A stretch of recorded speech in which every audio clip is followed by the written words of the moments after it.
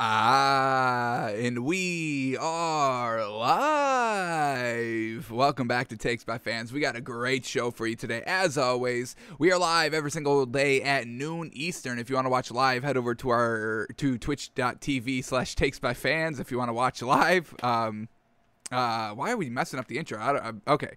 Let's start that over. We are live every single day at noon Eastern. If you want to watch live, head over to twitch.tv/Takes by Fans. If you want to watch but not live, head over to our YouTube channel, Takes by Fans. We post all of our shows and clips of the show there on a daily basis. And if you just want to listen, we are on podcasting apps, Spotify, Apple Podcasts, Google Podcasts, iHeartRadio. So however you want to watch or listen, we've got you covered multiple ways.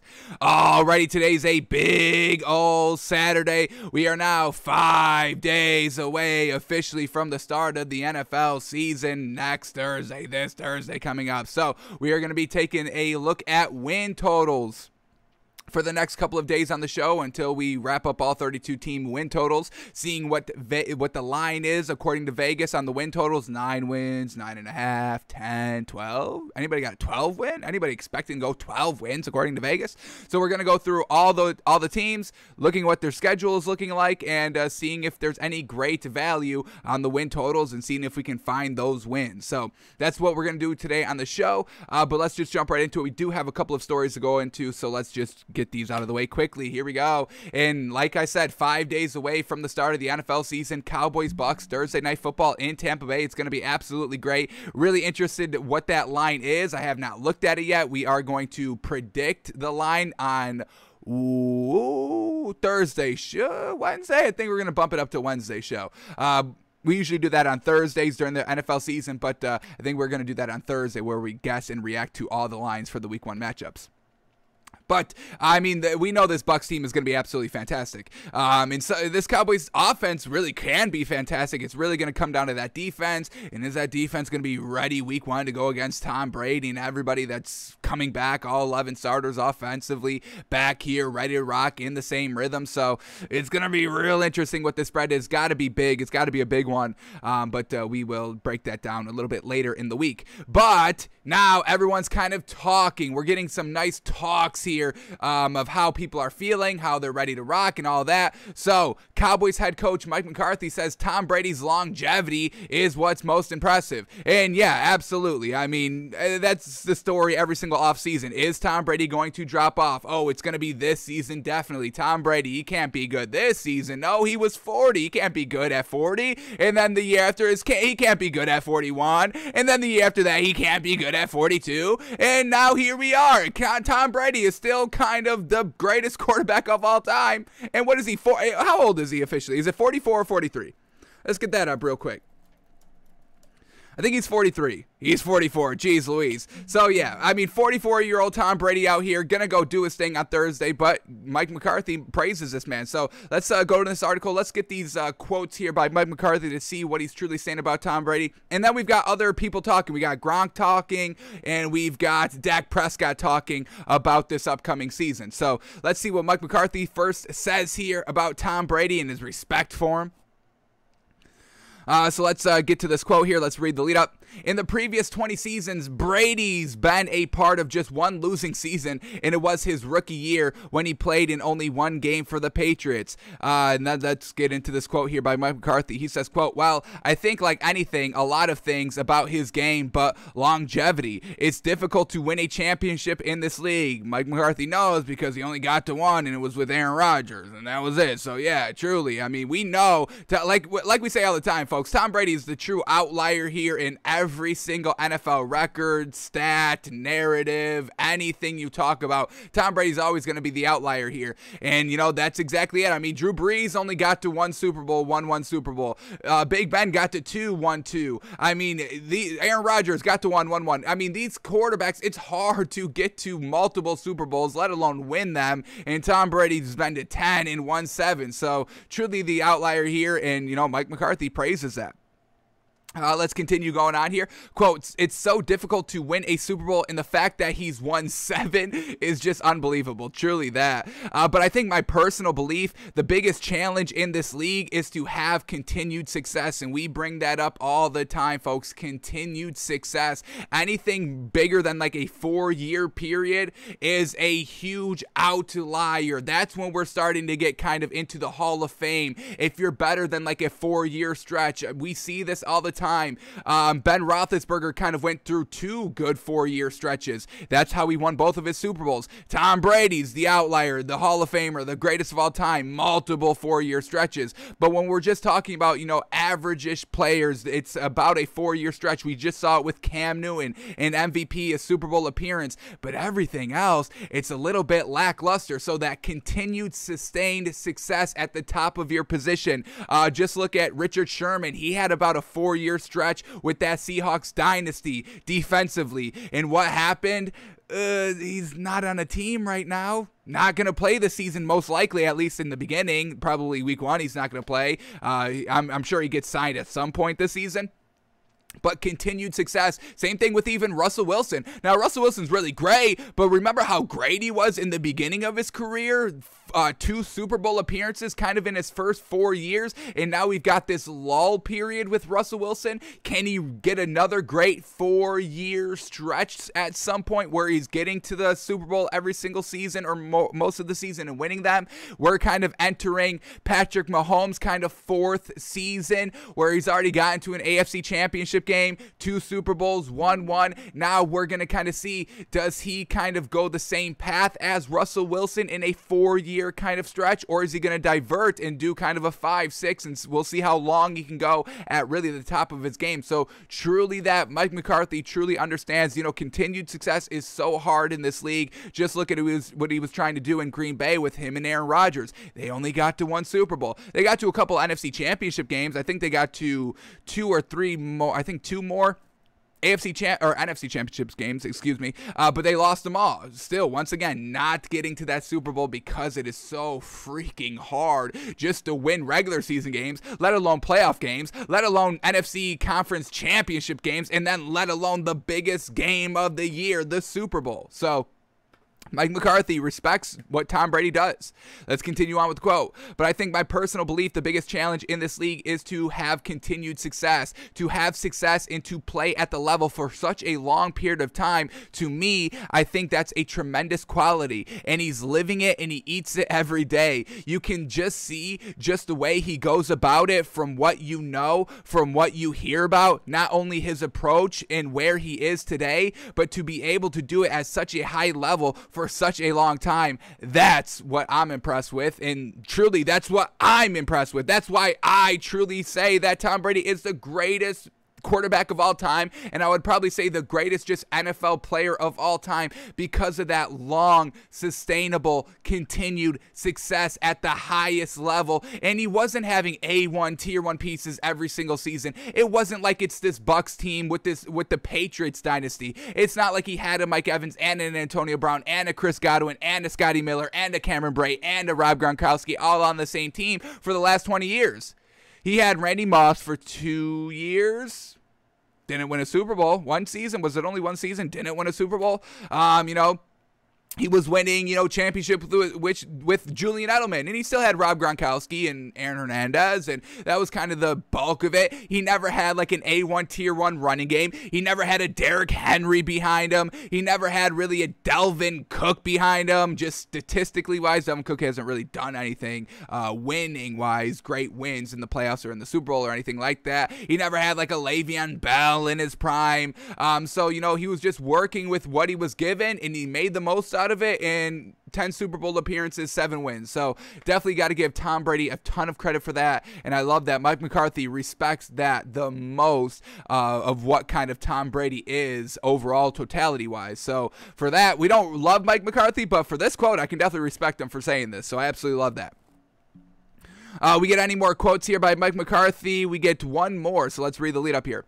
Brady's longevity and ability to maintain an elite level are no doubt impressive, but might well be intimidating for a rebuilding Cowboys defense that has some young, inexperienced players on spots. Yeah, absolutely. I mean, even Dan Quinn. Dan Quinn's the defensive coordinator here. He's got real no stars on this team. Micah Parsons can definitely become a star, but it's like he's a rookie, and it's just one linebacker going to be enough to stop Tom Brady. So, yeah, like we just kind of said in the beginning, I mean, this Cowboys offense should have they still should have a little bit of trouble because we all know that Bucs defense was great. And once again, all 11 starters defensively are coming back for the Bucs. Now, luckily for the Cowboys offense, they got stars all around them. We believe in Dak 100%. He's healthy, ready to rock. Amari Cooper, CeeDee Lamb, year 2. Watch out for that. Ezekiel Elliott's in the backfield, looking real great in Hard Knocks. Really should become back to kind of prime year, kind of 1-2 Ezekiel Elliott here. We're expecting big things, so it's really going to come down to this defense here for the Cowboys to stop Tom Brady. And I don't know if Dan Quinn's going to be up with it, folks. That's why, we have no problem imagining the Cowboys scoring in this game, but I mean, when it comes to the spread and how many points that the Bucs are really going to be swallowing according to the spread, it's really going to come down to that defense and how many stops can they get on that Bucs offense. I don't know if it's really any. I don't know if they're going to be able to stop them once. I think this Bucs team could honestly score every single possession. Obviously not touchdowns every single time, because that would be great, and they could definitely do that, but some field goals here and there, but I don't think this Cowboys defense is really going to be able to stop this Bucs offense from like the 20s to the 20s. I'm not really seeing that. But let's get up to this last quote here. McCarthy doesn't necessarily view it that way. He thinks facing a talent such as Brady, particularly early in the season, is a valuable experience for a defense that must drastically improve should the Cowboys return to the postseason. Now, that's a great kind of outlook on this. This Cowboys defense can get a real great showing on what you have to do to win in this league. And if they can face a really great offense early on, that's definitely going to help them through the course of the regular season. And now, folks, just what we're saying with the Bears. Why not give Justin Fields this opportunity week 1? They're facing the Rams. Why wouldn't you want Justin Fields to go against the #1 corner in the league and the #1 edge rusher in the league in Aaron Donald and Jalen Ramsey? If we're talking about experience under your belt week 1, that's the perfect time to start Justin Fields. So we're getting Mike McCarthy having this philosophy. Hey, we want this offense. We want this smoke. We want all the challenges week 1 because it's going to help us down the line in this long season that is the NFL. This is not a sprint, it's a marathon. Ask Billy B. He doesn't care about September wins, and he's the best coach in the league. Multiple years, Super Bowl, dynasty, 20 years, come on. Hey, when you talk about the last 20 years in football, you have to talk about the Patriots. You have to talk about Bill Belichick. So if they're not kind of worried, if Bill Belichick's not worried about the first couple of games, just want to get that experience under your belt, Mike McCarthy having the same kind of idea here, going in week 1, facing the defending Super Bowl champions offense that is returning all 11 starters, that has, oh my goodness, deep on deep depth at the playmakers positions, at the wide receivers, tight ends, and running backs. And then you've got the granddaddy of them all, the GOAT, throwing and delivering the ball. But then we get Matt Nagy saying, yeah, we're not going to rock with Justin Fields because we don't want him to get injured on the offensive line because Aaron Donald, we don't want him running for his life. We don't want, Jalen Ramsey to kind of get in his head and pick him off and bat away the balls and all that. 2 of the coaches that we just talked about have Super Bowl rings. 1 is on the hot seat. I'm going to go with the guys that have the Super Bowl rings. So, Matt Nagy, it seems like you're making the wrong choice here. So, not great there. But let's get to this last quote here by Mike McCarthy. Quote, frankly, I think it's awesome for our younger players to experience this right out of the gate. When you have a chance to play against a championship quarterback, championship quarterbacks are different. They pose a whole different challenge to you. When you play the championship quarterbacks, you know that they're always going to be in the game. They're always going to be pressing your defense, and they'll definitely factor in the end of the game. I think with that, just as much experience as you can have as a young defender will definitely pay dividends moving forward. I think with that, just as much experience as you can have as a young defender will definitely pay dividends moving forward. The experience as you can have as a young defender will definitely pay dividends moving forward. Why is Matt Nagy not applying the same logic to Justin Fields? I don't get it, folks. You're going to hide your quarterback because of a good defense? I want my quarterback out there facing the best defenders in the league to get better, to learn from it. And if you have that on tape, if you have Jalen Ramsey, if you have Justin Fields versus Jalen Ramsey and Justin Fields versus Aaron Donald on tape at the very first game of the season, that is so valuable. I don't even care. You just have that on tape. Just play Justin Fields week 1 and then sit him for the rest of the year. Get that on tape. Get that on film so you have that, so you can keep breaking it down, keep getting better, keep fixing and correcting Justin Fields' maybe mistakes and seeing what he can do against this elite defense. Come on, Matt Nagy. Think. That's all you have to do is think. These are Super Bowl winning head coaches. We don't love Mike McCarthy, but he won a Super Bowl. We got to give him some respect in that regard. But folks, listen to what they're saying. These great coaches, these coaches that have won rings, they're all doing the same thing. Matt Nagy on the hot seat, potentially fired this year if he doesn't get the quarterback right, if he doesn't get the wins, if he doesn't get the play calling right. And he's going the opposite way. Don't love it. Don't love it at all. So that's Mike McCarthy. That's what he's saying about, Tom Brady and this Bucs getting ready for week 1. But now let's kind of talk about some Bucs players. Let's see what Rob Gronkowski's saying, because now this could be absolutely dangerous. This is what we've been saying all offseason, folks. This Bucs team could be so gosh dang dangerous because they're all returning and they're all familiar with each other and the rhythm and timing is down and just getting better and better and better and sharper and more crisp. And now we're getting Rob Gronkowski, who's feeling like the top of the world right now. He's feeling great. Buccaneers tight end Rob Gronkowski on what's different for him this year compared to last year. He says, quote, "It just feels a lot more efficient this year." Oh my God, he's even more efficient this year than he was last year already, folks. Now, when we look at Rob Gronkowski's stats from last season, they are going to seem a little bit light, but we have to take into account just every single player in person on this team that was catching passes from Tom Brady. It wasn't like Gronk was back in New England when he was the #1 option. Now Tom Brady's got Mike Evans and Antonio Brown and Scotty Miller and Chris Godwin. So Rob Gronkowski isn't going to be kind of the A1 tier 1 option out there. He can be, but it's just like you've got other great players around him as well. So Rob Gronkowski's stats from last season, 623 yards, which is still great. I mean, we've got tight ends around the league last season that, were kind of the main focal point of their offense, not even getting anywhere close to 623 yards. So Rob Gronkowski was still getting it done. 7 touchdowns. The man was absolutely getting it done. But now, he's saying, hey, I'm actually going to be more efficient than this season. Sheesh. You got to watch out for this Bucs team, folks. It's going to be absolutely fantastic. So let's see what Rob Gronkowski is saying here and why he's feeling so much more efficient. So here we go. In a way emblematic of the Tampa Bay Buccaneers as a team, Rob Gronkowski truly found his stride toward the conclusion of a Super Bowl winning campaign last season. At the juncture last year, Gronkowski wasn't that far removed from retirement, so it naturally took him some time to find his way back to form. Now, the future Hall of Fame tight end is better acclimated with the Tampa Bay offense system and the temperatures and which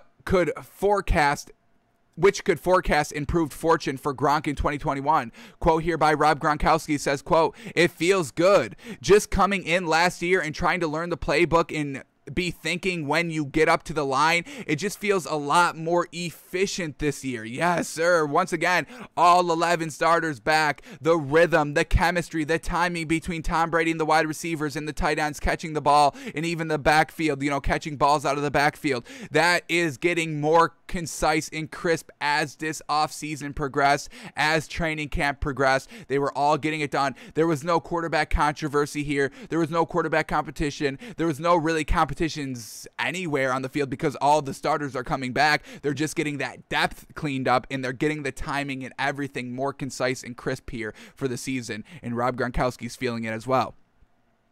All right, we get one more quote here, so let's read the lead up. While Gronkowski came out of retirement after 1 year away to rejoin Tom Brady in Tampa Bay, there wasn't an abundance of differences to get accustomed to. Quote here by Gronk. Quote, dealing with the heat, that's definitely a factor, no doubt about it. Just knowing a whole new system, a whole new playbook, and knowing in the back of my mind now. So right when I break the huddle, I just go out there and just do what I got to do and just react as a football player instead of thinking. I just feel a lot better out there this year and just overall in terms. I just got to keep on working to improve every time. So less thinking, more reacting, using your natural instincts. Now that you know what you're doing out there, you just have to go and do it. I know what to do, just got to go do it now, and that's what this Bucs team is going to be. Playing fast, playing loose, playing kind of improvisationally, improvising a little bit out there, just because they all know what to do. So, man, oh man, this Bucs team, can't wait to see how they're looking week one. Well, it's just they're so good. Obviously, we want to see Tom Brady be great and potentially winning another ring. I mean, I'm not gonna, be mad if Tom Brady wins another ring this season. I mean, like, if I'm watching the greatest of all time, I want to see it. And if you're gonna win 8 championships, geez Louise, oh my goodness, I'll buckle up and I'll get the popcorn ready. It's gonna be an absolutely amazing season. So we'll see what they do this year. We'll see if Aaron Rodgers can finally beat Tom Brady. We'll see if that's possible. But Rob Gronkowski feeling better, looking better, and just knowing the game better, knowing the playbook, knowing is accustomed to the heat of Tampa Bay better, more efficient. Jeez, man. So as Rob Gronkowski, he's ready to rock. And now let's talk about Dak Prescott, baby. After the injury last season in the rehab and then the small setback that was the shoulder injury, everything is finally good now, and he's ready to get back on the field with this Cowboys team and is trying to win week 1 against his Bucs team. So let's hear from Dak Prescott and see what he's saying. So Cowboys quarterback Dak Prescott says he's, quote, definitely ready for a season opener against the Bucs. And yeah, I mean, this man's got not a lot to prove, but a lot to just kind of just show, I would say. Getting the big deal. Everyone's worried. Is Dak healthy? Is he good? He's fine. He's healthy. We've cleared that up. We're not going to go into it anymore. But he's got, a lot of the doubters in the media. Dak can't play. He just got this big deal. He's still injured, blah, blah, blah. But, Dak's just ready to go out there. We saw him in Hard Knocks. He's looking great. He's, being that great leader. He's exceptional. I absolutely cannot wait to see what he's doing in actual game scenarios when it truly matters. So we hope he can live up to everything. We are truly assuming he can. But let's see what he's saying here, and let's get into some of these quotes here by Dak Prescott. So here we go. Having worked his way back from a minor shoulder strain that caused major storylines and concern for Dak Prescott is ready and raring to go for the NFL season opener on Thursday when the Cowboys face the Buccaneers. Says, quote, I'm ready. I'm definitely ready. I'm excited. I've put a lot of work into get to this point. All right, so that was the first quote right there. He's excited, ready to rock. Having left his ankle ailment of a year ago behind him, so to now is his shoulder strain a thing of the past for Prescott, it would seem. Against the reigning Super Bowl champions, Prescott will be all systems go, head coach Mike McCarthy said right here, quote, he's a full go, and we talked about that yesterday. Hey, he's good to go. He's 100% healthy. Nothing, we can stop talking about the injury. All right, so we got one more quote here by Dak Prescott. Let's see. Let's read the lead up here. The 2-time Pro Bowler has his sights on another sensational start to this year. Says, quote, I have high expectations for myself. I plan to come out starting fast. I plan to come out better than I was last year, to be honest. So, hey, we got this Bucs team who's all kind of going to come out a little bit better than what they were at the start of last season, and Dak Prescott saying the same thing. Hey, I've got more time to, just learn this offense overall. Second year of Mike McCarthy, just knowing what he's going to be doing and how he coaches, and, being away from the team and just kind of looking and learning from an outside kind of observer, just perspective, since I wasn't in the huddle and in the play and in the game every single time because of the injury. Just able to learn from the outskirts and then taking what I learned and utilizing it in the training camp and in practices, so my team is all better. So watch out for Dak Prescott. And I want to talk about this quickly. We just talked about the Giants yesterday on the show and how, Kenny Galladay is like, hey, we could potentially get off to a slow start. There's no even thinking like that here in the Cowboys stadium in this Cowboys organization, because Dak Prescott says, hey, I plan to come out starting fast. I plan to come out starting fast. Where the Giants were like, yeah, we could come out a little bit slow. So love that here by Dak Prescott. No doubt in this team, no doubt in himself, no doubt in his abilities, not worried about facing the best team in the NFL, the Bucs, the defending Super Bowl champions, the GOAT, Tom Brady, in their star-studded cast of literally every single position. All 22 starters, offensively, defensively, are all studs. I don't know if we've ever had that, but the Bucs have done that, so give them credit. So Dak Prescott's not backing down, not shying away, and we absolutely love it. So is that it? All right, yeah, we get one more quote here, so let's read the lead up here. Prescott has been on track to be ready for the season opener for a few weeks now and was not on any pitch count during practice. Now all eyes, ankles, and shoulders, knees and toes, are all set on Tampa Bay. Says, quote, I'm excited to have that behind me. I don't think about the time that I've missed. I was just laughing the other day with a teammate about the moment that it happened. To be that far beyond it, I'm just excited to get back to football. Absolutely. Let's get ready. Let's get back to football come Thursday. Two great offenses, one great defense, one great quarterback of all time, two Super Bowl winning head coaches. Dak Prescott coming off the injury, Ezekiel Elliott. I mean, we've got star studs all across both of these teams, and the lights are going to be shining bright. The eyes are going to be absolutely on this game 100%, and we'll see who gets the last laugh. Can Dak Prescott outplay Tom Brady? Because that's what it's going to take for this Cowboys team to defeat this overall juggernaut that is the Tampa Bay Buccaneers. So everybody's ready to rock. There's no excuses. Everybody feels good. Everybody's feeling better than what they were last season. Everybody's feeling better than what they were 2 days ago. Everybody is feeling ready to rock and beat the other team right here. We've heard from the coaches. We've heard from the players. And now it's just time to put up or shut up. Let's see what they go out there and do on Thursday. But that's what we've got, folks. They're all ready to rock. No excuses, no slow starts. Hey, we're going to be out there, and we're going to want to win this game. We're going to be ready to win this game. Let's go out and do it. So, Bucs, Cowboys, Thursday. Who wins it? It's going to be close. Maybe. If Dan Quinn can coach his defense. We'll see. We haven't heard from Dan Quinn. Kind of wish we heard from Dan Quinn, no? I want to know what Dan Quinn's saying about this. Is he as optimistic as everybody else? It'd be tough. I don't want to face that. If I was Dan Quinn, I'd be like, yeah, I don't even know, honestly. Jeez, have you seen their team? I don't even know. If I bring, 11 Hall of Fame defenders, best defenders of all time, would they be able to stop Tom Brady in this juggernaut offense that is the Bucs? So, we'll see, folks. But everybody's ready to rock, so we can get behind it. All right, let's move on here to the 49ers. And once again, if we tie this back to the Giants, I mean, the fact that we can just tie everything back to the Giants is not a good sign, because we're just falling out of love with the Giants literally every single day. So here we go. Joey Bosa of the 49ers, or Nick Bosa of the 49ers, coming back off of an ACL tear. Saquon Barkley coming off of an ACL tear. Saquon Barkley's not ready to rock. Nobody said, hey, he's good to go for week 1. That's still kind of up in the air. But Kyle Shanahan says he's going to be, quote, expecting to see a lot of Nick Bosa for the 49ers in their season opener against the Lions. So once again, folks, I mean, this Giants team, they're going to get out to a slow start. Saquon Barkley is not, 100% ready to rock, while everybody else that is coming off of an ACL tear, Joe Burrow, OBJ, Nick Bosa, they're all ready to rock and have been practicing and training and getting better. Saquon Barkley has barely been practicing, folks. So, geez Louise, what is going on with them? So let's see what Kyle Shanahan plans to do with Nick Bosa here. We know he doesn't really say anything about the quarterbacks and who's going to start. We know it's Jimmy Garoppolo. But let's see if he kind of has a little bit of an opener mouth here with the 49ers, or with Nick Bosa. So here we go.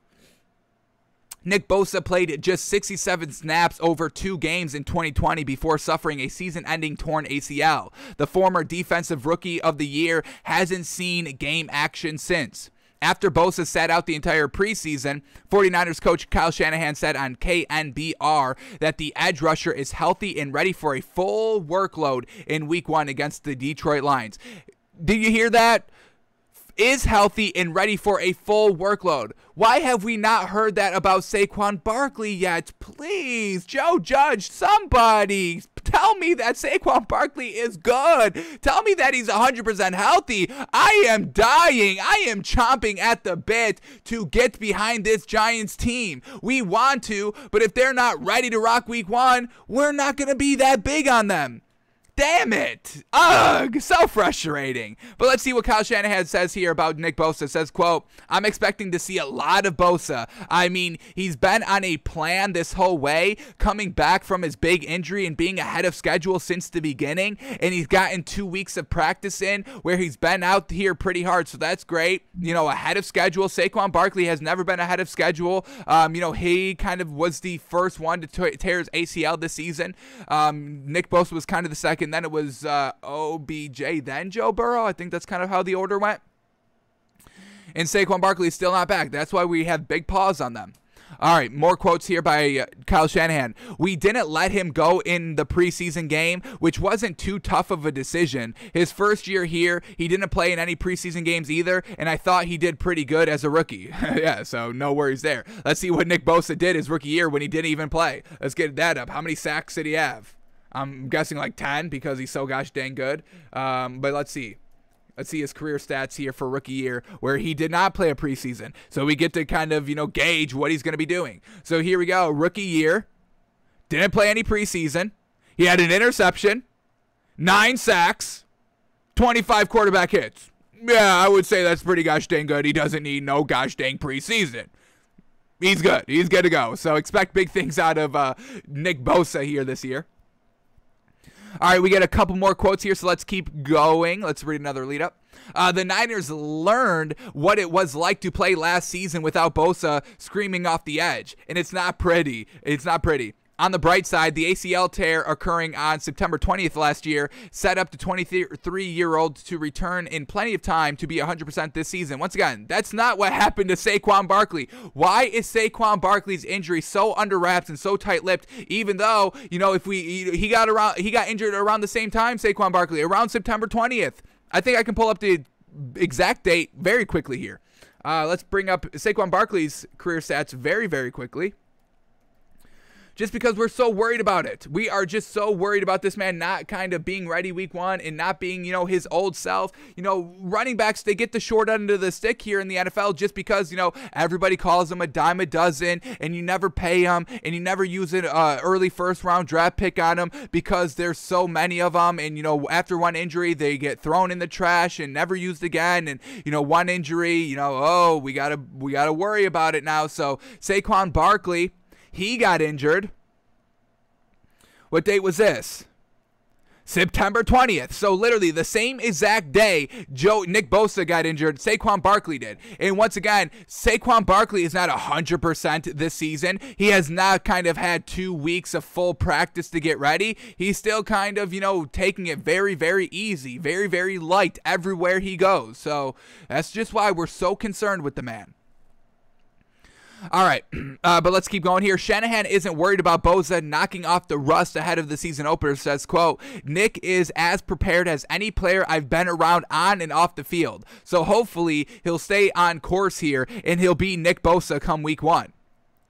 As for the man expected to play opposite Bosa, D. Ford finally looks healthy again, per Shanahan. The 30-year-old played just 1 game last year after missing 5 games in 2019.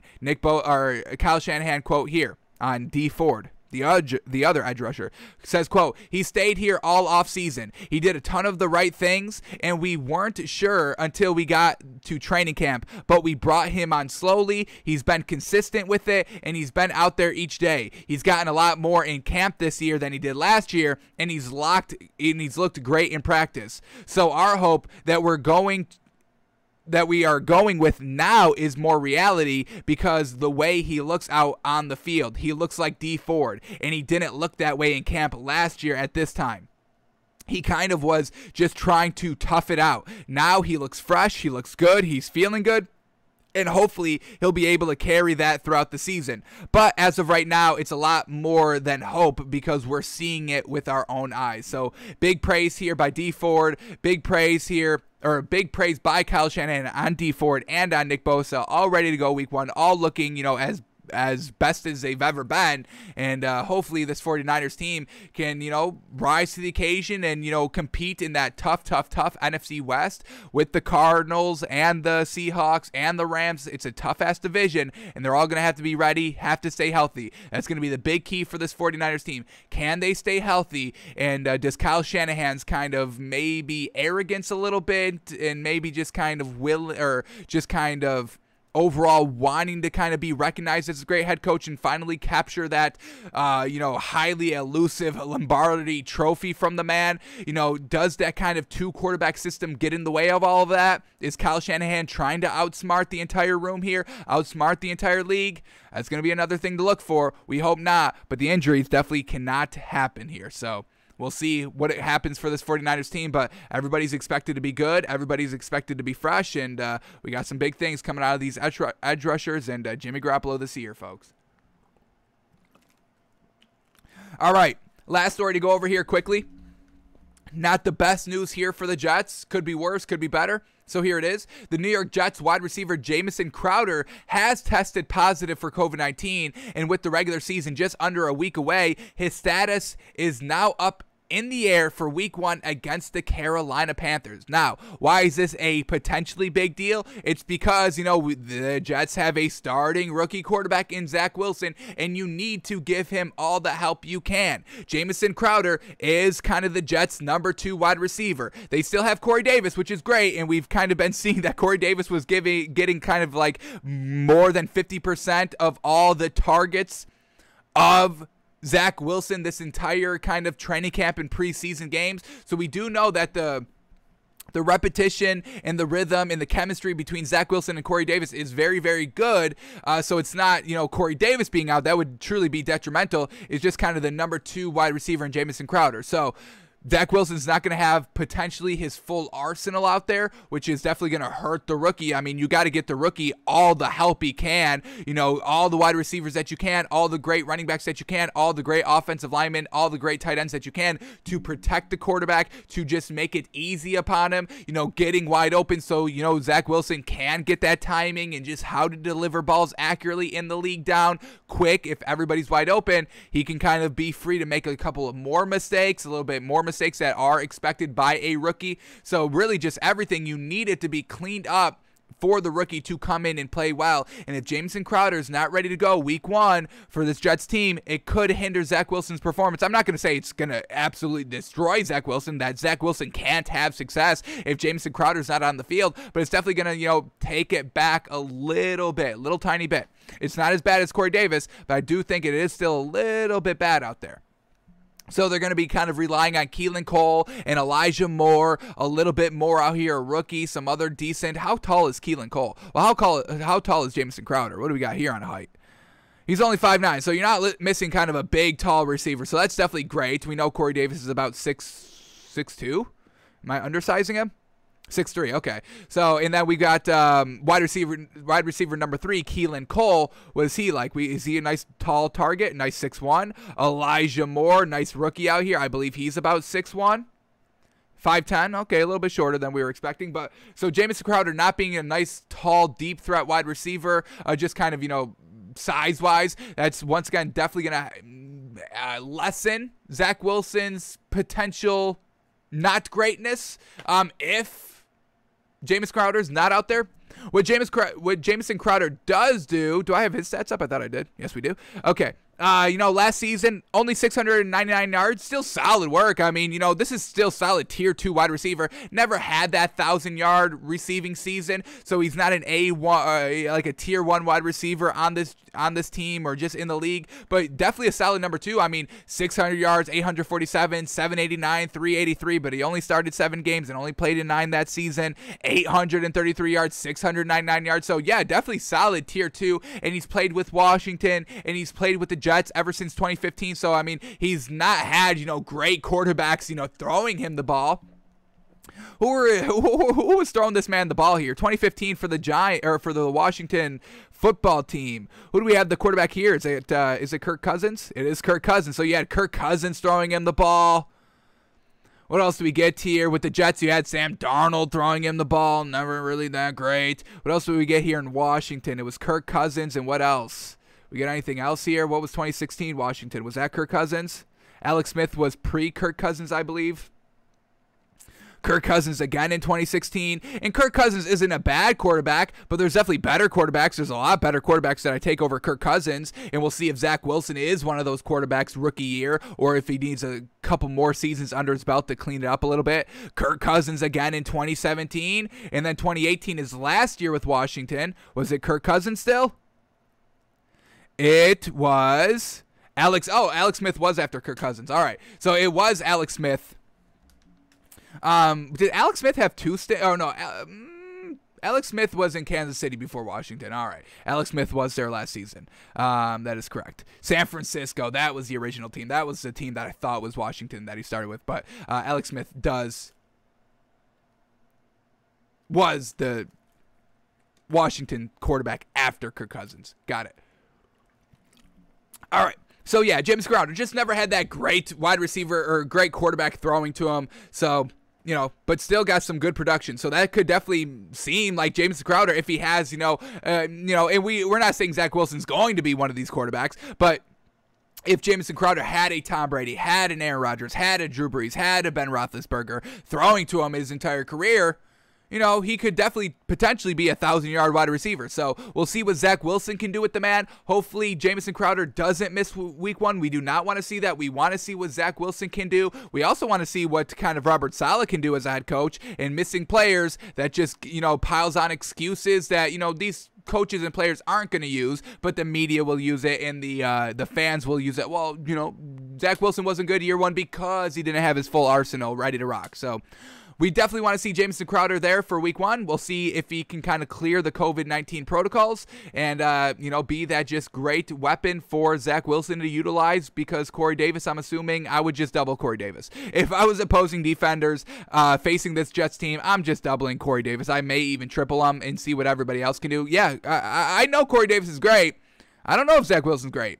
I don't know if Keelan Cole is great. I don't know if Jamison Crowder is great. I don't know if Elijah Moore is great. So go test it. I want to see what y'all can do, because I just saw the stat that Zach Wilson was targeting Corey Davis 50% on every single time that he was throwing the ball. So half of the attempts were going to Corey Davis. I'm shutting that down. That's not beating me. That is not going to beat me. I'm shutting it down. So we'll see what defenders do, and we'll see if Jamison Crowder can be out there week 1.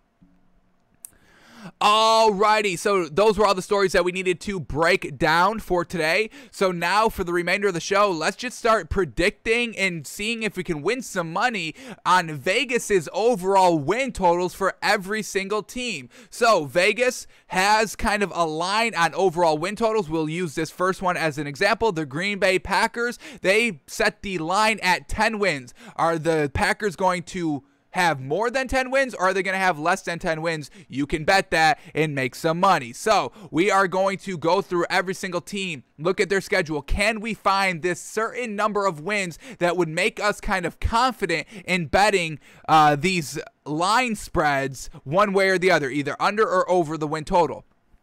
So let's just start here with the Green Bay Packers. Like we said, they set the line at 10 wins. Now, we know this Packers team is absolutely great, and, Aaron Rodgers is going to probably be playing absolutely kind of loose and free this season just because, this could be a free season for Aaron Rodgers. If Aaron Rodgers truly just does not want to be a Packer next season, he could let this thing fly. Okay, I don't care if he throws 20 he wouldn't care if he throws 20 interceptions, which would totally be uncharacteristic because he's not going to be in Green Bay anymore. So yeah, I'm just going to let it loose, let it fly. I have no future here, and I would have no problem getting a job next season even if I do throw 20 picks. Nobody would care if Aaron Rodgers threw 20 picks.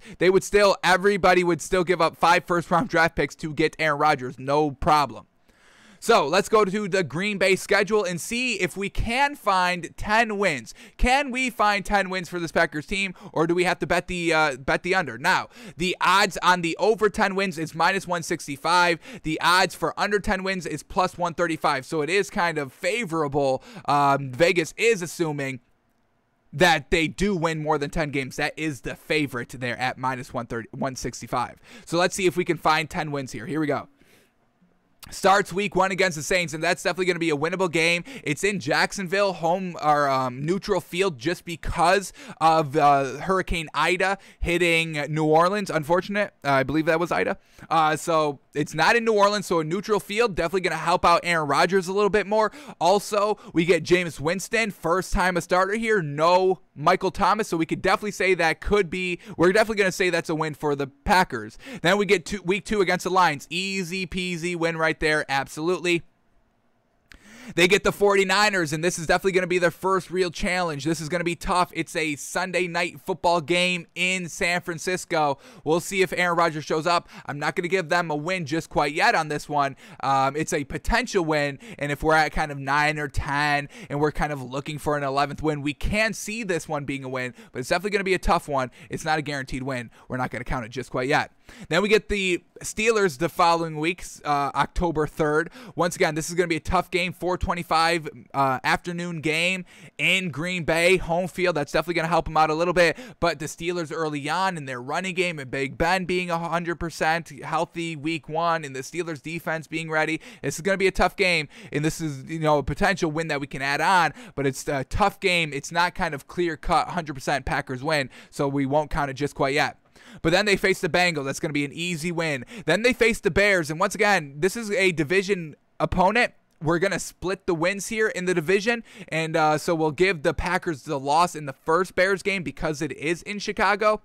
But then we get Washington. I mean, that's an easy win. The Cardinals on Thursday night football in Arizona. Thursday night games usually are always a little bit wonky, so we can't give the Packers a clear win just quite yet. And then they face the Chiefs. That's going to be a real tough win. So we won't count it just quite yet. Then they get the Seahawks. Once again, a real tough win there. Not going to give them a win quite yet. Then they get the Vikings. Yes, I can definitely see that being a surefire win. We're at 5. But then they get the Rams. I mean, them having to face the NFC West, that's real just tough right out of the gate. That's a tough division to go against. So a tough win against the Rams. But then they go on a bye, and then they face the Bears at home on Sunday Night Football. We're going to give them a win there. The Ravens, that's a real tough win to kind of give them. Then we get the Browns, and that's going to be a real solid game. I mean, this Browns team, we truly believe this is kind of a new Browns team that is good overall, and I think they're going to give them a run for their money. A Saturday afternoon game. It is in Green Bay, so we can give them kind of the favorable matchup here, but it's not a clear-cut win. So we're not going to give it to them there, give them the win there yet. They face the Vikings again. I'm going to give them a sweep against the Vikings, and then they end the season against the Lions. So we are at 8 wins. We're going to have them sweeping the Vikings and the Lions. So that's really only 8 real solid guaranteed wins. So when we're looking for 10 is the mark, we're looking for 2 more to try and just get at that mark. So is the under looking a little bit better? I mean, some of these losses we're talking about here are the 49ers or are the and the Chiefs and the Seahawks and the Rams. I mean, those are going to be kind of coin flip games because the Packers are a great team. We know that. But so are all these other teams that we're listing, the 49ers, the Seahawks, the Rams, the Chiefs. Those are real solid good opponents to go against. The Ravens, the Browns. If we're kind of looking for a 9th win, it would probably be that Browns team. But once again, that's going to be kind of a dogfight. I'm not going to rule out Cleveland. I think that's going to be a real close spread. Probably just -4, -3 for the home field for Green Bay, and then maybe just -1 more point because of Aaron Rodgers. But I can't see the Browns being that big underdogs in this game and just getting blown out. So, yeah, 10 wins here. It's the Packers and it's Aaron Rodgers, and just kind of going along with another narrative that could potentially pop up if things don't go great. Now, I mean, they could have a decently tough schedule here if the Saints are a little bit better, just kind of right off the rip than what we are kind of assuming. And then they have to face the Lions. That's a real easy win. I mean, that's going to be a rollover, bulldozer win. It's Monday Night Football. Jeez Louise, you don't even have to watch it. It's not even going to be entertaining. But, I mean, the Saints, 49ers, Steelers, 3 out of the first 4 weeks. I mean, there is a potential. I wouldn't rule it out of the possibilities. I don't really see it being very likely, but there is a chance that this Packers team starts the season 1-3, and then Aaron Rodgers could potentially implode just because he's kind of got this fuck it attitude this season now that he has renegotiated his contract and can leave pretty soon. Maybe not next season, but definitely after 2022, he can definitely leave, potentially leave at the end of this season. So if it doesn't go according to plan, if the locker room starts to get kind of, riled up a little bit and Aaron Rodgers just kind of goes mum like we know, kind of, goes back into a shell like we know he can, it could just, implode the entire season. So this win total at 10, it's real just on that border. To achieve 10 wins, they would have to beat the 49ers, the Saints, the Rams, the Chiefs,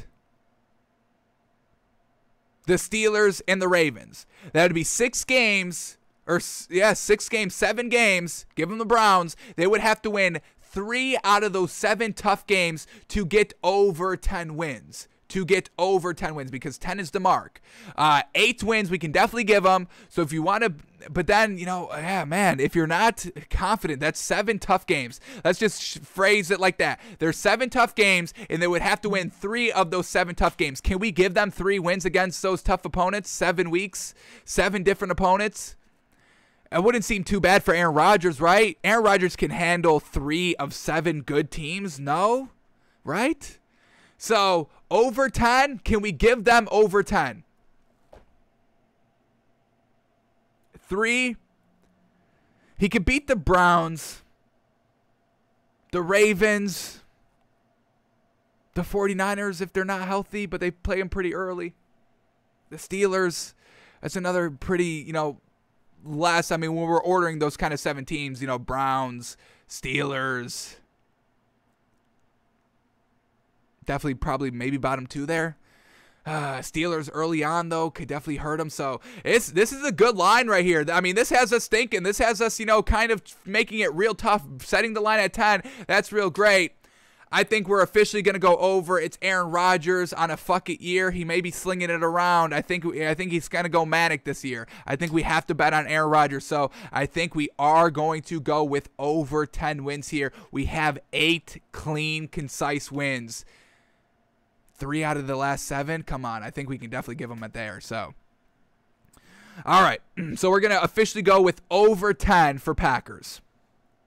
Alrighty, next team up is the Dallas Cowboys. Their line is set at 9. Now, the under is the favorite here for this Cowboys team at -120 for under 9 wins. Over 9 wins is at +100. So Vegas is like, yeah, we really can't even see 10 wins here for this Cowboys team. Interesting. So let's go into this Dallas Cowboys schedule and see what we can give this Dallas Cowboys team wins overall. Here we go. We're looking for more than 9 here. Let's see if we can get there.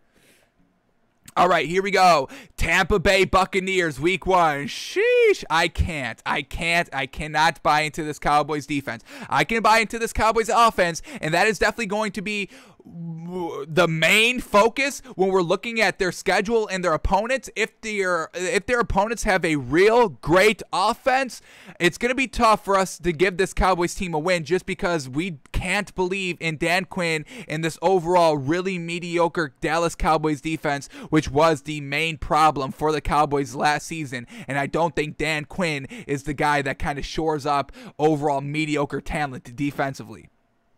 So, can't give them a win for the Bucs. Against the Chargers, this is a definite, solid, winnable game right here. So, we are going to chalk it up. The Eagles, we're probably going to split all of the division games right here because usually the NFC East plays each other really, really well. So we'll give the Cowboys a win week 3 Monday night game against the Eagles in Dallas because it is their home game. We will probably have the Cowboys losing on the road against the Eagles.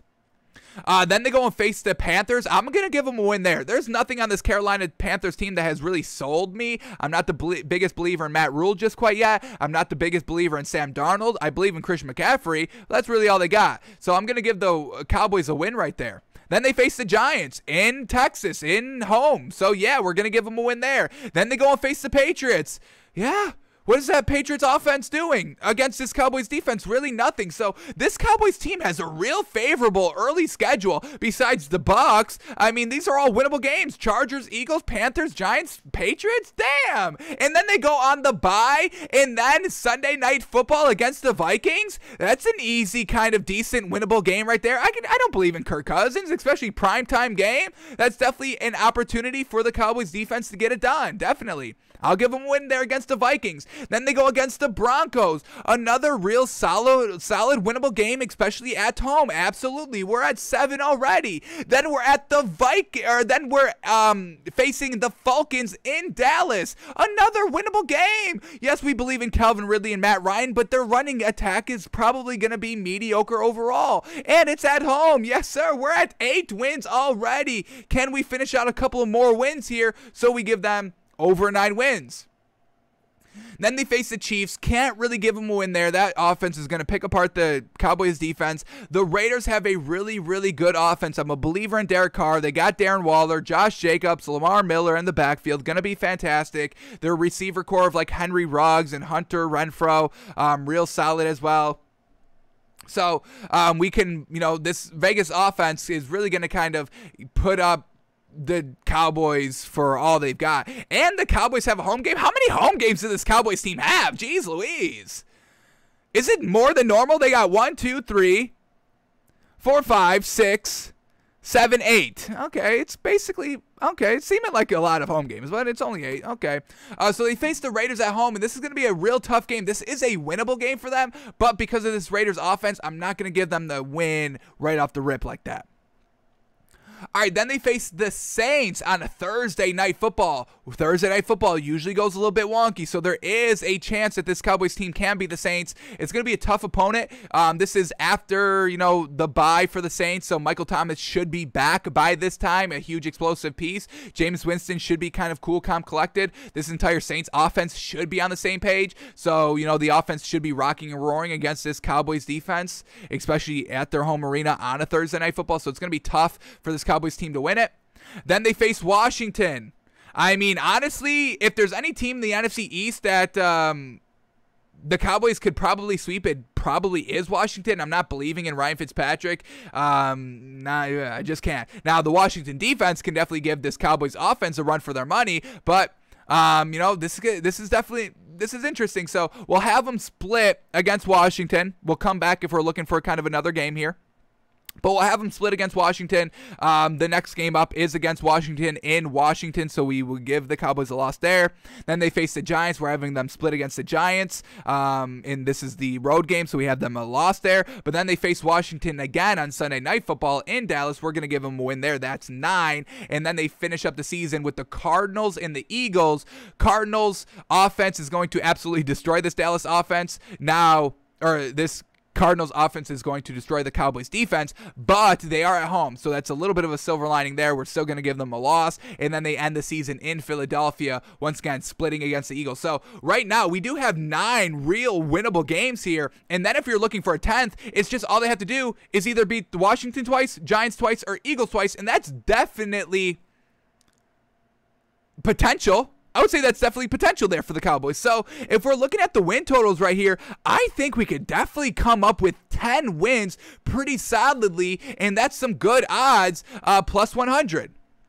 So we're going to give the Cowboys over 9. Over 9 wins. We can find 9. We found 9. And we're going to kind of give them the 10th one as beating Washington twice. I could definitely see that.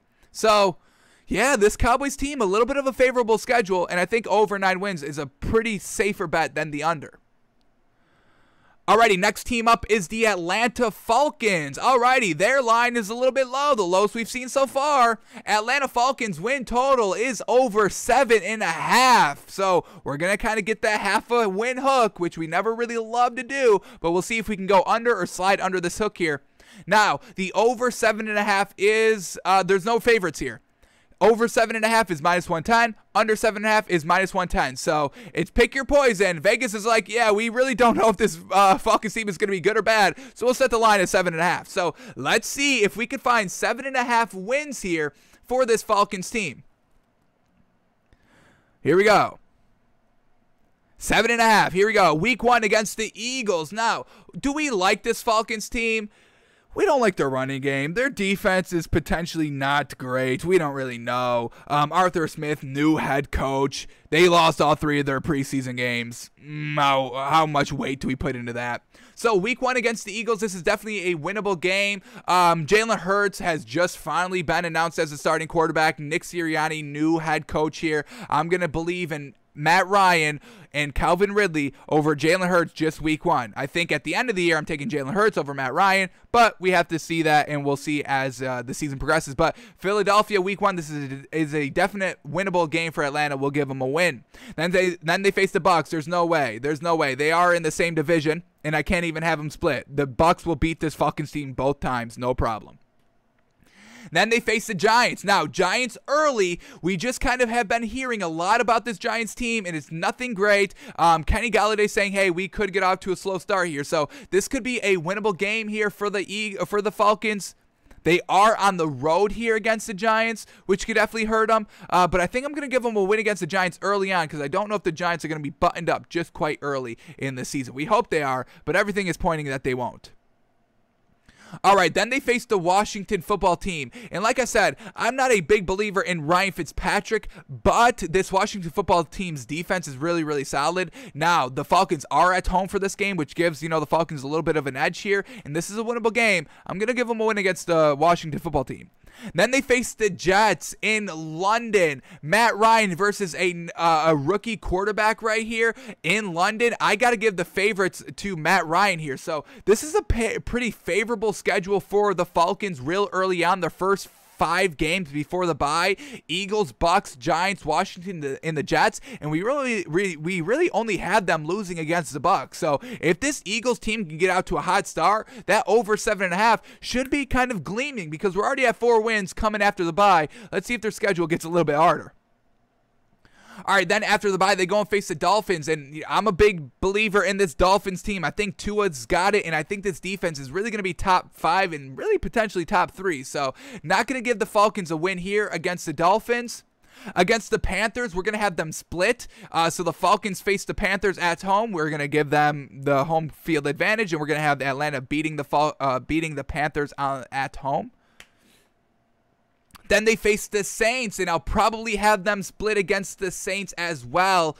This is still, what do we got? Week 1, 2, 3, 4, 5, 6, 7, 8, 9. This is week 9 for the Saints, so Michael Thomas should definitely be back by that time. So this is going to be a real tough game. It's in New Orleans, so we're going to give the Falcons a loss there. They face the Cowboys. I don't think this Falcons offense is anything big. I think the Cowboys can definitely beat them. Then they face the Patriots, and they're at home. It's a Thursday night game at home. I think that's real solid for this Falcons team. I think Mac Jones could be solid, but once again, another rookie quarterback. Matt Ryan has to take advantage. I think he does, and we're going to give the Falcons a win there against the Patriots. Then they face the Jaguars, another rookie quarterback. Damn. Now they are on the road here. They're in Jacksonville, but I still, at the end of the day, I'm gonna give it to Matt Ryan. I'm gonna give it to Matt Ryan over Trevor Lawrence. I don't buy Urban Meyer either, first-time head coach. I'm taking Matt Ryan over Trevor Lawrence, and I'm taking Arthur Smith, the head coach for the Falcons, over Urban Meyer, the head coach for the Jaguars. Now we're at 7 wins, just like that. Can we find an 8th win that easy? Are we gonna be able to rob Vegas by this win total? That's not kind of adding up correctly, but let's see. All right, so after the Jaguars, they have the Bucs. Can't give them a win there. But then they have the Panthers again, but they're on the road this time, so we don't give them a win there. Then they face the 49ers. That's going to be a definite loss. That's going to be a real tough game for this Falcons team. Then they face the Lions. There it is. Ding, ding, ding, ding, ding, ding, ding. 8 wins. 8 wins right there. But we're not done. They've got 2 games left. They face the Bills. Not going to give them a win there. That Bills team is fantastic. Josh Allen is way better than Matt Ryan. And then the last game of the season is against the Saints, and they're at home for it. So we split the season series, and we're going to give the win to the Falcons here, the last game of the season, and that's 9 wins. We were able to find 9 real solid wins here for this Falcons team. If we're looking for a 10th win, sweeping the Panthers, that would put us at 10 wins. If we're looking for an 11th win, it's beating... I don't know if we can definitely do 11. I don't think we can find 11 wins here. 11 wins would mean they would have to beat the Cowboys. I don't really see that happening. The Dolphins, I don't really see that happening. So I could definitely kind of see 10 solid wins. We're not really seeing 11, though. So we saw 9, easy. We can see 10. I think this is a good, solid bet for the over right here, folks. Over 7.5 for Atlanta. Arthur Smith, let's see what he can do here for this head coaching for the Falcons team. They've got great wide receivers. They've got Kyle Pitts at the tight end position. I mean, the running game is really the only thing offensively that's not really 100% up to par here. So Falcons over 7.5 wins. I think it's real great, solid value right there. Solid. Alrighty, let's move on to the next team here, the Arizona Cardinals. Alrighty, now their win totals is set at 8.5. So once again, that half-a-point hook. We didn't fall into the half-a-point hook trap for the Falcons. We were able to find 9 clean, no worries. But let's see if the hook finally gets us here on the 8.5. So under 8.5 is minus 120. Over 8.5 wins for the Cardinals is plus 100. So once again, over 8.5 wins is seeming to kind of be not the favorite here. So let's see if we can find 9 wins here for this Cardinals team. So let's get into it here. Here we go. Arizona Cardinals. Alrighty, week 1, they face against the Titans. Jeez, coming out right of the gate hot, and they're on the road for this one. Definitely going to be tough. Now, new offensive coordinator for this Titans team. Seems to be rocking with it. He's been getting it done in preseason. Ryan Tannehill bringing in Julio Jones now. I mean, now their wide receiver core is just as good as it has been the last 2 seasons, while Derrick Henry is just as good as he was the last 2 seasons. So this is a real tough game right off the rip here for the Cardinals. I don't know if I can give them a win easy peasy like that against the Titans. We're going to kind of give it a loss here. All right, week 2, they go against the Vikings. Now they're at home. I'm going to give them a win there. This Cardinals defense should be able to kind of handle the Vikings offense. I'm not a big believer in this Vikings team overall, folks. I think Dalvin Cook's the best part about this team. Justin Jefferson is the best part about this team, but Kirk Cousins is just kind of mediocre overall. In this Vikings defense, which was absolutely atrocious last season, I don't think they made that many great strides. They brought in Patrick Peterson. I can get behind that a little bit, but he's a little bit older, aging out of the league a little bit. We'll see how he goes. But, yeah, I just don't buy this Vikings team. So I'm going to give the Cardinals a win against the Vikings. Then they face the Jaguars. That's an easy win I can give them. But then they face the Rams, and this is where it's going to get hard because this division is just so freaking hard. There's no way, really. I don't see the Seahawks, the Cardinals, the Rams, or the 49ers sweeping anybody in their own division. So the best I can give the Cardinals is split the season series, and it's going to be tough. So, after the Jaguars, they had the Rams in California. Can't give them a win there. Then they had the 49ers in Arizona. I'll give them a win there. I'll probably have them split all these season series. Then they face the Browns, and that's going to be a real gosh dang good game, but it's in Cleveland. That's going to be a game that the Cardinals are going to have to work for, like when we went over the Green Bay Packers schedule and saw that the Browns were facing them. I can't give Aaron Rodgers a free win just like that. That's going to be a tough game for them to win. So we're not going to count this one as a win just quite yet. Then we had the Houston Texans. We'll give them a win easy peasy there. No problem. Houston is just going to be lackluster overall just because they don't have Deshaun Watson. And Deshaun Watson last year, how good Deshaun Watson is, it only led him to 4 wins. And, you know, I like Tyrod Taylor, but he's nowhere near even close to being on the same level as Deshaun Watson. So we can't give them a win, or we can give them a win easy against the Texans. Then they face the Packers. Thursday Night Football. They are in Arizona. So that's definitely going to favor them a little bit, but it's still going to be a hard game to win. So we're not going to count it as a true win just quite yet. Then they face the 49ers again in California. We are not going to give them a win on the road. But then they face the Panthers. We could definitely see that being an easy win. We're at 5. Then they face the Seahawks in Seattle, so we're not going to give them a win there just quite yet. Then they're on the bye against the Bears. Now, this is going to be a good game as well. I think this Cardinals team should be able to handle the Bears defense pretty solidly, and I think this overall offense for the Cardinals is definitely going to give the Bears trouble. So I am going to give them the win against the Bears for 7. Then we get the Rams in Arizona. So I said we're going to split the season series, so we'll give them a win there. Then they face the Lions. That's an easy win right there. We're at 8 wins. Then we're at the Colts. Ooh, they are at home for this game, but they do have to still face the Colts. It is a Saturday night game. Woo, out of the element.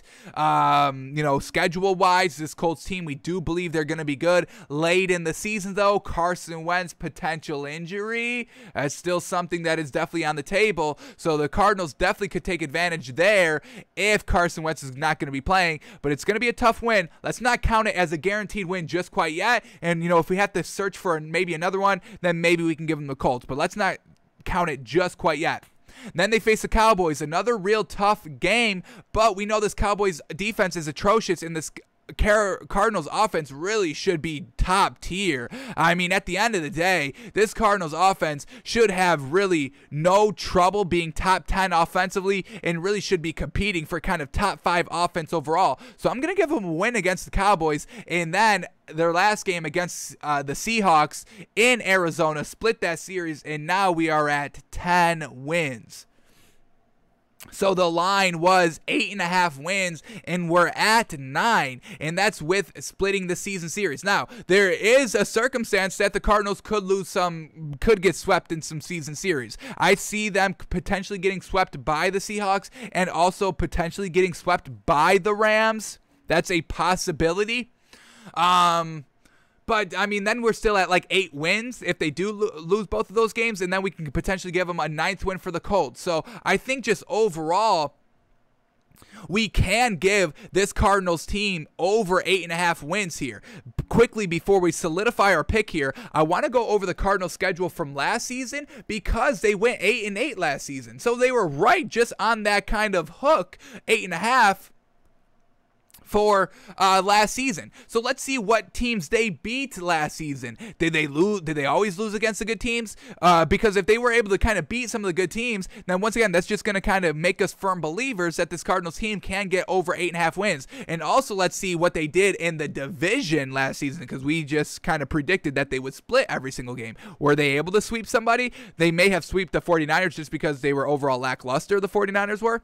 So let's see what this 2020 schedule was like for the Cardinals, where they went 8-8. So here we go. Last season, the Cardinals beat the 49ers, Washington. They lost to the Lions. Why did they do that? That's out of the. They're not going to lose against the Lions again this season. They lost against the Panthers. Once again, they faced both these teams this season, correct? We gave them wins against both of these teams. Yeah, so I don't see them losing back-to-back seasons against both these teams. These are not good teams. All right, then they beat the Jets. They beat the Cowboys. They beat the Seahawks once. They lost against the Dolphins. They beat the Bills. Real surprising. I mean, Hail Murray, though, so maybe only 7 last season. They lost against the Seahawks, the Patriots, the Rams. They beat the Giants. They beat the Eagles. They lost against the 49ers. They lost against the Rams. So once they got swept by the Rams, split against the 49ers, and split against the Seahawks. So, like we've been saying. So, I definitely think we can give, some of these other losses here, the Lions, the Panthers, those are uncharacteristic. So, yeah, I think we can feel confident in betting the over 8.5, which is better odds here. So, we can make a little bit more money on the Cardinals. We were able to count kind of solid 10 wins right there. And if they kind of get swept against the Rams, that's still 9. So I'm feeling confident on the over 8.5 wins here for the Cardinals. Alrighty, let's move on to the next team right here, the Carolina Panthers. Alrighty, now their odd total is pretty low. The lowest we've seen so far is 7.5, and it is 7.5 here. So over 7.5 is minus 120. Under 7.5 is plus 100. So Vegas is like, yeah, 7.5, but we're kind of seeing potentially like 8-9 here. So let's see what this Carolina Panthers schedule is looking like, and if we can find those 7.5 wins, 8 wins total. I'm not a big believer in this Panthers team. I don't believe in Sam Darnold quite yet, and I don't believe in Matt Rule just quite yet. So we'll see how it goes. So let's see who they're facing here. Here we go. Week 1 for the Panthers. We get the Jets. Now, that's definitely going to be a real solid game. It's in Carolina. Sam Darnold, revenge game against the Jets, and we'll see how they take it. But this is a definite winnable game here for the Panthers, especially with, first-time head coach Robert Saleh, rookie quarterback Zach Wilson. Week 1, maybe not out to the hottest start just quite yet. So we will give the Panthers a win against the Jets. Then they face the Saints. Now, probably will have them split the season series here. The first game is in Carolina. Once again, no Michael Thomas. Saints potentially getting out to a little bit of a slow start offensively because of a new quarterback and all that. So we will give the Panthers a win there against the Saints early on. And then they face the Houston Texans. It's in Houston, Thursday Night Football. But, I mean, it's Tyrod Taylor, and I don't even know what the hell this Texans defense is going to be because I don't see it being good. So the Panthers have a real kind of favorable, winnable, advantageable schedule the first few weeks here. Let's see if they take advantage. We have them going 3-0 so far.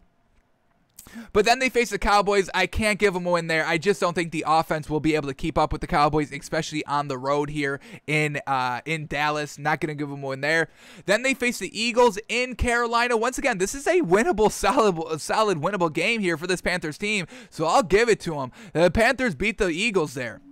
We're at 4 wins. Then they face the Vikings. Jeez Louise. I think I'm going to give it to the Vikings. I believe in Kirk Cousins more than Sam Darnold. The running games are kind of equal between Christian McCaffrey and Dalvin Cook. Just pure rushing-wise, they are both good rushers. We do know Christian McCaffrey is a way better kind of dual-threat running back than Dalvin Cook is. So I just don't think this Panthers offense is going to be quite ready to keep up with the Vikings offense. So I'm not going to give them a win just quite yet on this one. If we're searching for an extra one, we may be able to tally that in. All right, then we get the Giants, and the Giants are at home here.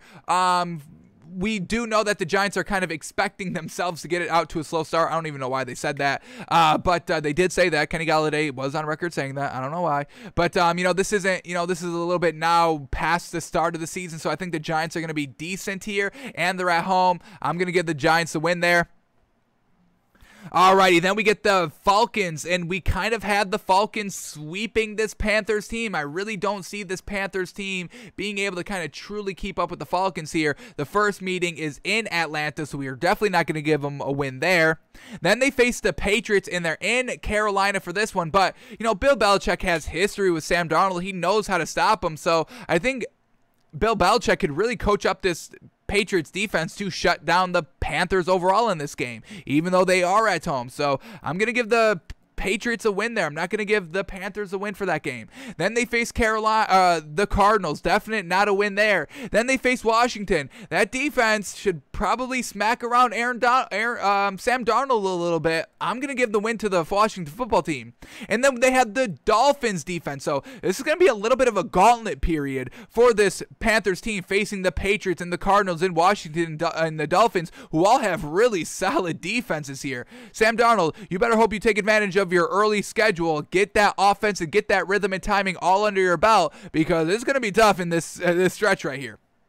So we're still at 4 wins going into the bye. Then they face the Falcons. Now, we will give the Panthers a win against the Falcons because it's at home, division opponent after the bye. Everything's really kind of setting themselves up for a solid win there. So that will be 5. But then they face the Bills. No way. Then they face the Bucs. No way. Then they face the Saints again.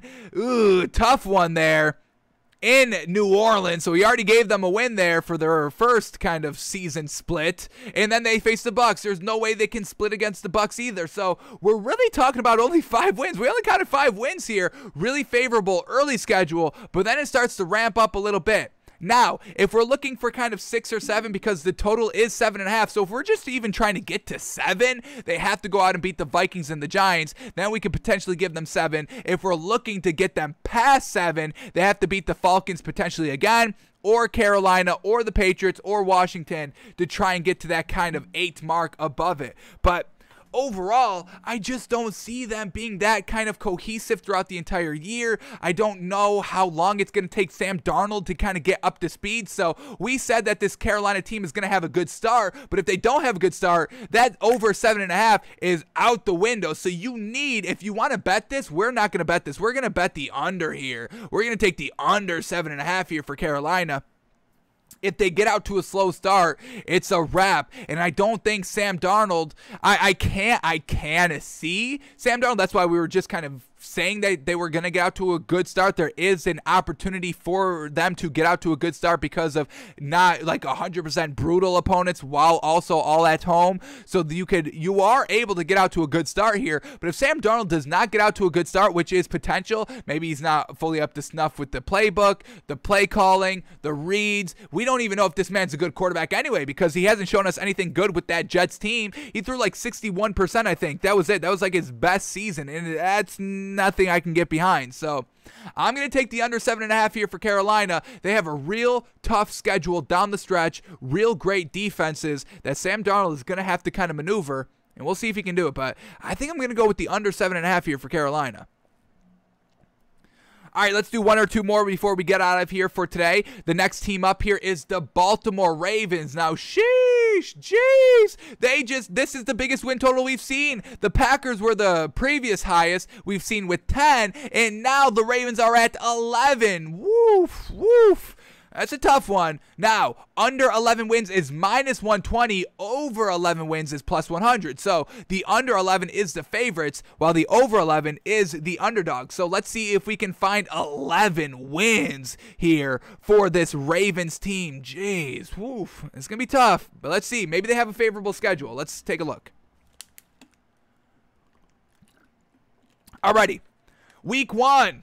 They open up Monday Night Football against the Raiders. Whew, this is going to be a tough game.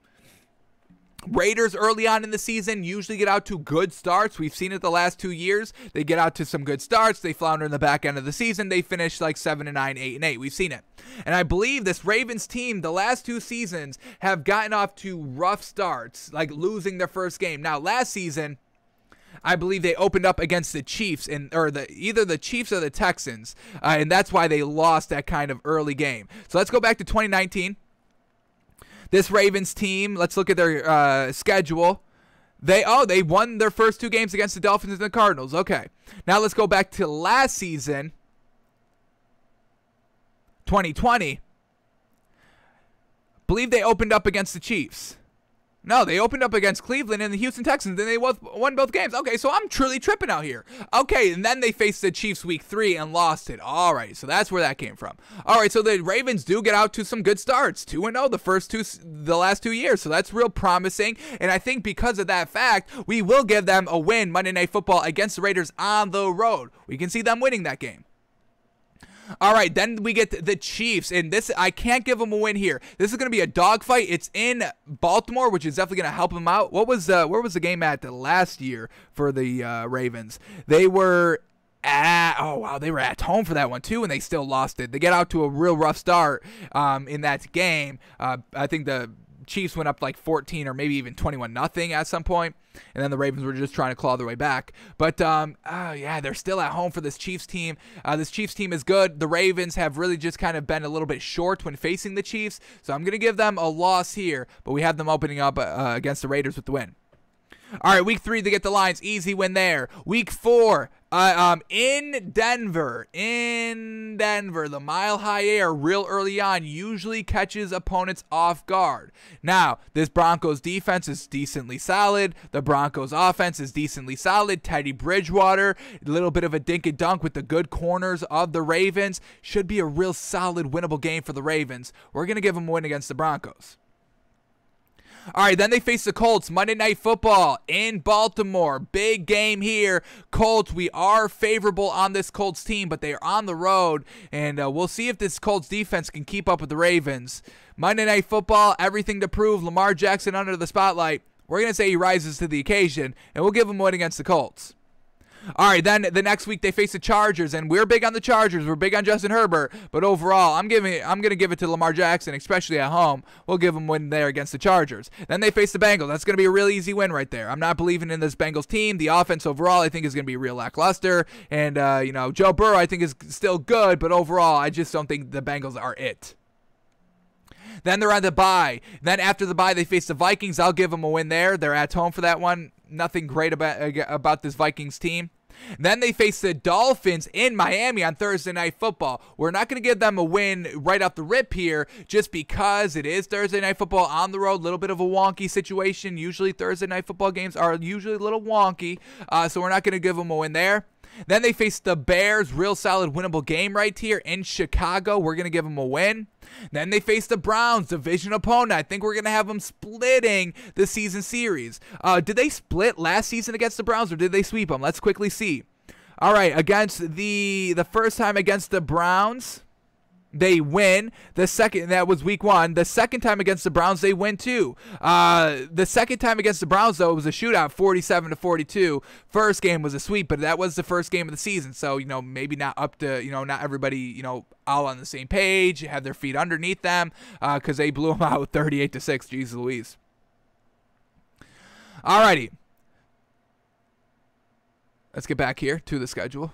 Here we go. So we're at 8 wins. I'm probably going to have the Browns sweeping the season, or splitting the season series. So the first game against the Browns is Sunday Night Football in Baltimore. We'll give them a win. The Steelers will probably have them split this season series as well. First one is in Pittsburgh, so we'll have them a loss there. Then they reface the Browns. It's in Cleveland, so we'll give them a loss there. Then they face the Packers. It's in Baltimore, so that's definitely the best thing about that, but this is going to be a tough game to win. Then they face the Bengals again. We'll have them sweep the Bengals, no problem. Then they face the Rams in Baltimore. That's a definite potential win there. It's a winnable game. It's going to be a tough one, though. And then they end the season with the Steelers in Baltimore, so we'll give them a win there. And that is 11 wins. Jeez, and that's the total 11. So we're right on the hook if we're looking for a 12th win to go with the over. They would have to beat the Chiefs.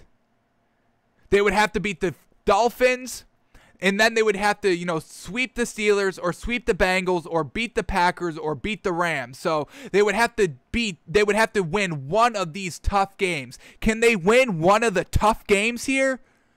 Yeah. I would say Lamar Jackson's eligible to win one tough real game right here. They went 11-5 last season. What was the one real tough game that they won last season that's kind of not a divisional opponent or something like that? Let's try to find that from last season. So they beat the Browns, that's division. They beat the Texans, that's nothing. They beat Washington, that's really nothing. They beat the Bengals, that's nothing. They beat the Eagles, that's nothing. They beat the Colts, that's something. We do have them beating the Colts again this season. They lose against the Patriots. They lose against the Titans. They lose against the Steelers. Y'all couldn't have beaten the Steelers, the Titans, or the Patriots right there? Come on, we're trying to find you a good win against a real great team right here. Last couple wins against the Cowboys. No good defense, and it's Andy Dalton. They beat the Browns again. They beat the Jags. They beat the Giants. They beat the Bengals. So, I mean, they didn't really seize the moment against the better teams last season. So, to find that 12th game, man, this is tough. They could they can sweep the Browns. They can sweep the Steelers. That is possible, but this Browns team, I'm giving them a lot more credit than a lot of people are. I think this Browns team could really be great. Year 2 under Kevin Stefanski, who already knows how to work Baker Mayfield. I mean, we've seen it. So, I just think that part gets a way better. They could beat the Dolphins, but it's Thursday Night Football on the road against a good Dolphins defense. We saw what the Dolphins defense did against the Chiefs last season, and there's always, comparisons between the Chiefs and the Ravens just because of Patrick Mahomes and Lamar Jackson. The Rams, that's a tough one, man. The Packers, that's a real tough one. Now, the lucky thing is that the Ravens are on the road or at home for the Packers, for the Rams, obviously for the Steelers and for the Browns because you split, you face them twice. So, not bad there overall. They're at home for the Chiefs. So, for that reason alone, because they're at home for the Chiefs, for the Rams, for the Packers, they win one of those. They take advantage of the home field for once there, and then they win 12 games. So, we are going to go with the over officially. They go 12 wins here. make a splash in the AFC and try to steal that division crown there. So we're going to go with the Ravens over 11 wins here. We're going to have them officially marked at 12. Alrighty, let's do one last team and then we'll get out of here for today. So the next team up is the Chicago Bears. Now, we know Andy Dalton is starting. Unfortunate. We don't agree. We truly don't agree. We 1,000% disagree. But that's what Matt Nagy goes with. So when we're kind of going through this, we are going to put a date that Justin Fields is going to start after week 5. We're going to put it as kind of a week 5 maximum. So after week 5, we're going to assume Justin Fields is playing. So for the first 5 games, we're going to assume Andy Dalton is playing. That's gonna be how we're going to break it down, because we do believe Justin Fields is going to start at some point this season. So the line here for the Bears is 7.5 wins. Okay. So under 7.5 is 725. Under 7.5 is minus 125. Over 7.5 is plus 105. So over is a little bit of the underdog there. Vegas is projecting kind of 7 wins or less here for the Bears. So let's see if we can find those wins. All right, here we go. Chicago. Let's see. First 5 weeks, folks. First 5 games, it's Andy Dalton out there. Week 1 against the Rams. Andy Dalton against the Rams? No, loss. Big time loss. Andy Dalton, week 2 against the Bengals. Revenge game for Andy Dalton? Absolutely. Now, does Matt Nagy only stick with Andy Dalton for the first 2 weeks? After the Bengals, he goes with Justin Fields? Because we know Andy Dalton would love to face the Bengals. And if you start Justin Fields week 1, you can't go to Andy Dalton week 2. So maybe that's Matt Nagy's thinking. So maybe there is potential here that Justin Fields does start week 3 against the Browns. There is some potential there. So we're going to have him 1 win against the Bengals. Then they face the Browns. Going to be a real tough one. If it's Andy Dalton, like we're assuming, we don't think they get the win, because this is still the first 5 weeks. So they don't beat the Browns. Then they go and face the Lions. That's a really easy game. Another potential starting point for Justin Fields. Have him start against the Lions. Yes, yes. I mean, that's basically a free win. A free win where you can do whatever the hell you want, make mistakes. It doesn't matter. Justin Fields could throw 5 interceptions against the Lions and they still win the game. So, yeah, start Justin Fields by the Lions. Please, please, please.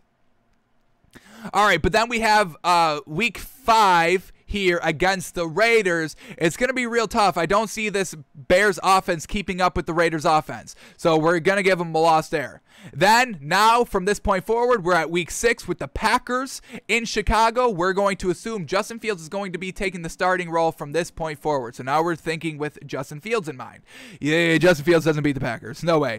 And then they face the Bucs. Justin Fields doesn't beat the Bucs. Then they face the 49ers. Justin Fields doesn't beat the 49ers. Now, this is all good, serviceable, kind of great looks. I mean, you're facing great teams. So, yeah, Justin Fields can kind of, get his feet in rhythm underneath him a little bit, and just to kind of see, what greatness is and how to try to potentially maybe compete with greatness. But overall, these are some tough games here off the stretch here for this Bears team. They're going to have to be on point right out of the gate. And once again, why you start Justin Fields and don't kind of have this quarterback kind of narrative and monkey hanging off of your back, because we've got great teams. We got Rams, we got Raiders, we got Packers, we got Bucs, we got 49ers. Y'all need to start winning some of these games. And if you're starting with Andy Dalton and then just trying to start all over the Justin Fields, I mean, these are going to all be losses. There's no chance you can compete.